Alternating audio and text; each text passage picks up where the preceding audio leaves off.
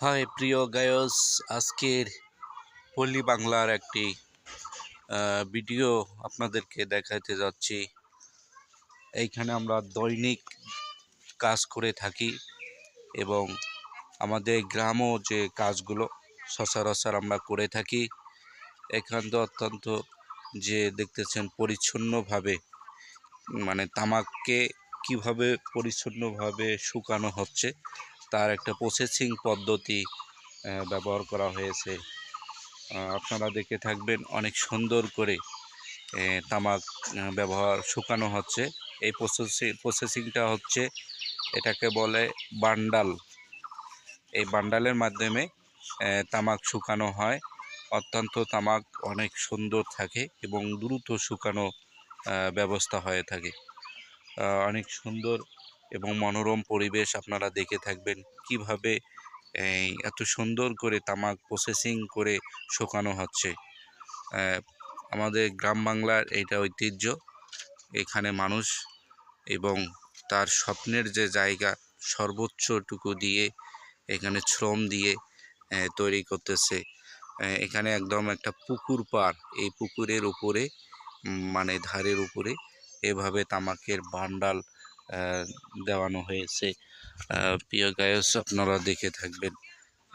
এই বান্ডালটা হচ্ছে তামাক প্রসেসিং একটা পদ্ধতি। এই পদ্ধতিটির মাধ্যমে তামাক শুকানো হয়। এখানে শুকানোর শেষ হলে এই তামাকগুলা মাটিতে নামানো হয়। মাটিতে নামাইয়ে আবার রৌদ্রতে শুকানো হয়। আবার অনেকে দড়ি রশির মাধ্যমে দড়ি রশির মাধ্যমে তামাক শুকানো হচ্ছে। এই যে দেখতে পাচ্ছেন, এটা সুন্দর করে প্রসেসিং করা হচ্ছে। পাশে আর একটা জায়গা রয়েছে, ওখানেও এইভাবে প্রসেসিং করে তামাক শুকানো হয়। অনেক সুন্দর একটা প্রসেসিং পদ্ধতি। আপনারাও এইভাবে যারা তামাকের সঙ্গে সম্পৃক্ত, তামাক শুকানোর যে প্রসেসিংটাই আপনারা এইভাবে করে করতে পারবেন। অনেক সুন্দর একটা মুহূর্ত। এইভাবে আমাদের গ্রাম বাংলার যে ঐতিহ্য, গ্রাম বাংলার যে একটা পল্লী বাংলার যে একটা সংস্কৃতি এবং কৃষি, যে মানুষের যে একটা দৈনন্দিন জীবনের একটা যে চাওয়া পাওয়া, এভাবেই কিন্তু তারা পরিশ্রম করে যাচ্ছে এবং পরিশ্রম করে যাচ্ছি। আমরা কিন্তু এখানে প্রসেসিং করা হচ্ছে তামাকের।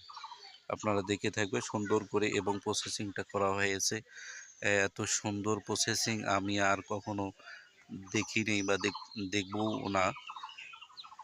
এখানে এই রশির মাধ্যমে এবং আগে প্রথমে বাঁশ গাড়তে হয়, তারপরে দিতে হয় কাপারি। এই কাপারির ভিতর দিয়ে এই তামাকটা ঢুকিয়ে দিতে হয়। তামাকটা পুরোপুরি 4 ইঞ্চি ফাঁক রাখলে তামাকটা সম্পূর্ণ রোদের তাপটা, সূর্যের তাপটা সরাসরি এখানে লাগে। এইখানে দ্রুত তামাকটা শুকিয়ে যায়।